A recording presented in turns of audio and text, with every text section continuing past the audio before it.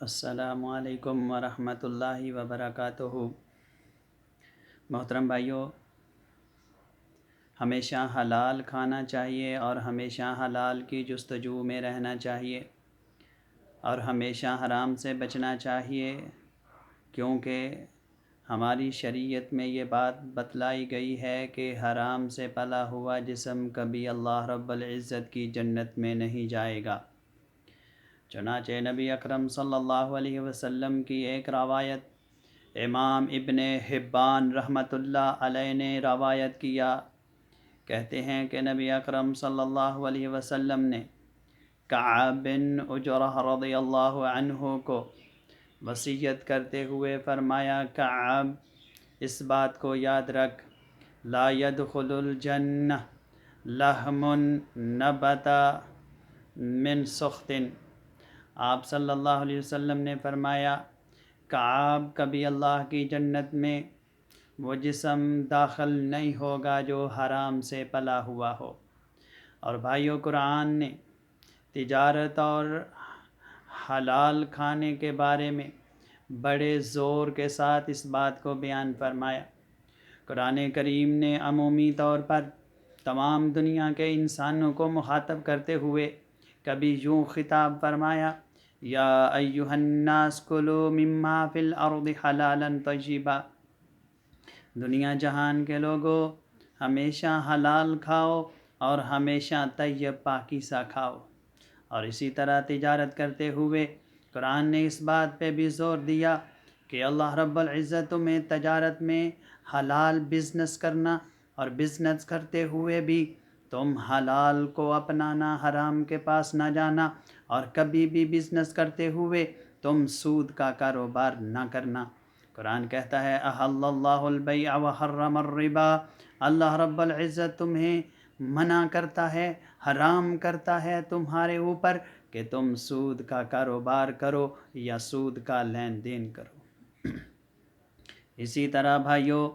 آپ صلی اللہ علیہ وسلم نے اور اللہ رب العزت نے قرآن کریم کے اندر اس بات کو بھی بڑے زور سے بیان فرمایا کہ لوگوں کبھی ایک دوسرے کا مال باطل طریقے سے نہ کھاؤ، اور خصوصی طور پر ایمان والوں کو اس بات سے خطاب کرتے ہوئے فرمایا، یا ایھا الذین آمنوا لا تأکلوا اموالکم بینکم بالباطل، اے لوگو، اے ایمان والو، کبھی بھی ایک دوسرے کا مال باطل طریقے سے تم نے نہیں کھانا۔ اور بھائیو، نبی اکرم صلی اللہ علیہ وسلم نے اس بات کو بڑی وضاحت سے بیان فرمایا اور فرمایا، قیامت کا دن ہوگا، اللہ رب العزت آدم کے بیٹوں کو دونوں قدم اس وقت تک نہیں پیچھے ہٹانے دے گا جب تک کہ ان سے 4 باتوں کے بارے میں پوچھ گچھ نہ کر لے، جب تک کہ 4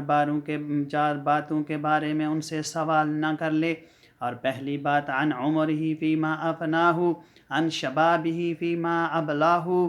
اللہ رب العزت نے اس کو عمر دی تھی، اس نے اپنی عمر کو کہاں گزارا۔ اللہ نے اسے جوانی دی تھی، اس نے اپنی جوانی کن کاموں میں لگائی۔ اور پھر اللہ رب العزت نے اس کو مال دیا، اس نے اپنا مال کہاں سے کمایا اور کہاں پہ خرچ کیا۔ اور ایک چوتھا سوال اس سے پوچھا جائے گا، اللہ نے جو اسے علم دیا تھا وہ اپنے علم کے مطابق کتنا عمل کرتا رہا۔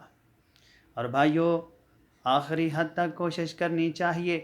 کہ بندہ حرام سے بچے، کہیں ایسا نہ ہو کہ جو پیشین گوئی ہمارے نبی نے قیامت جن لوگوں کے اوپر وارد ہوگی ان کے بارے میں جب نبی اکرم صلی اللہ علیہ وسلم نے پیشین گوئی فرمائی تو فرمایا، لوگوں کے اوپر ایک ایسا زمانہ آ جائے گا کہ آدمی نہیں پرواہ کرے گا اس نے اپنا مال کہاں سے خریدا، کہاں سے لیا ہے، ام من حرام ام الحلال، کیا اس نے حرام کا مال اکٹھا کیا ہے کہ یا حرام کا اکٹھا کیا ہے۔ کہیں ایسا نہ ہو کہ جس بات کی پیشین گوئی کی آپ صلی اللہ علیہ وسلم نے، اور جن لوگوں پر قیامت وارد ہونی ہے، جو قیامت کے قریب لوگ پیدا ہوں گے، وہ حرام اور حلال کی بالکل تمیز نہیں کریں گے۔ اور اسی طرح ہماری شریعت ہمیں اس بات کی تعلیم دیتی ہے کہ لوگوں تم اللہ پہ توکل کرنے والے بن جاؤ، اللہ پہ بھروسہ اور اعتماد کرنے والے بن جاؤ، اللہ تمہیں رزق ایسے دے گا جیسے اللہ اپنے جانوروں کو بھوکا نہیں مرنے دیتا، جیسے اللہ اپنے جانوروں پرندوں چرندوں کو بھوکا نہیں مرنے دیتا، تمہیں بھی اللہ رب العزت روزی سے ضرور نوازے گا۔ بس اللہ پہ توکل کرو اور حلال کی جستجو میں رہو۔ بلکہ یہاں تک قرآن کہتا ہے،